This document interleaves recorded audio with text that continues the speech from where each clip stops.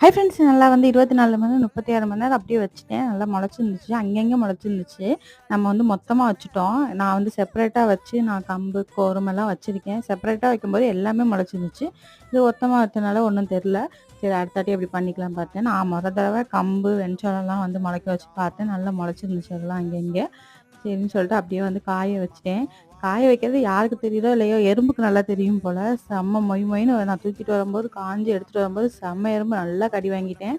அதோட சரின்னு சொல்லிட்டு கொஞ்ச நேரம் வந்து எறும்புலாம் போக விட்டுட்டு, அப்படியே வந்து வறுக்க ஆரம்பிச்சுட்டேன். நெறையா இருந்தனால 4 பேட்சா பிரிச்சு, கொஞ்சம் கொஞ்சமா செவக்கிற அளவுக்கு வறுத்துட்டு, அப்படியே ஒரு பிளேட்ல மாத்திட்டு ஆற வச்சுட்டேன். 4 நாளா வந்து எனக்கு டெய்லி ஹெல்த் மிஸ்ஸே போட்டு போர் அடிக்குது. உங்களுக்கும் போர் அடிக்கும். வேற வழி இல்ல. ஒரு நாள்னா நம்ம காலையிலேயே நல்லா கழுவி, காய வச்சுட்டு, அப்படியே காஞ்சோனே வறுத்து அப்படியே அரைச்சிருவேன். இது வந்து முளைக்க வைக்கிறதுனால இத்தன நாள் ஆயிடுச்சு இந்த ப்ராசஸ்ஸு.